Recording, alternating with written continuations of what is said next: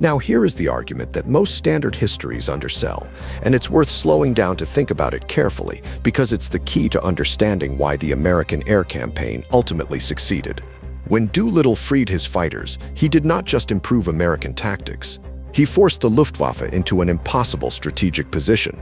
Hermann Göring, commanding the German Air Force, had no choice but to keep sending his fighter pilots up to intercept the American bombers, because if he didn't, the bombers would destroy German industry, oil refineries, and transportation networks.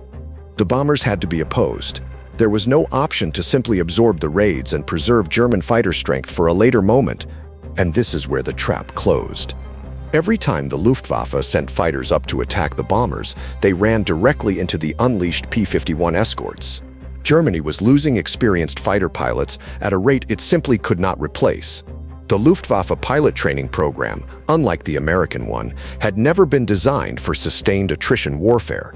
German pilots who survived their first few missions became extraordinarily skilled. Men like Erich Hartmann, who finished the war with 352 confirmed kills, are genuinely among the most gifted combat pilots in history.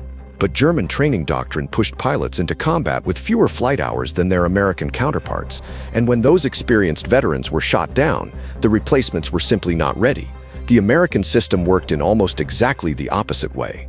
American pilot training was long, systematic, and industrial in scale. A newly qualified American fighter pilot arriving in England in 1944 had more total flight hours than most German pilots who had been flying combat for 2 years.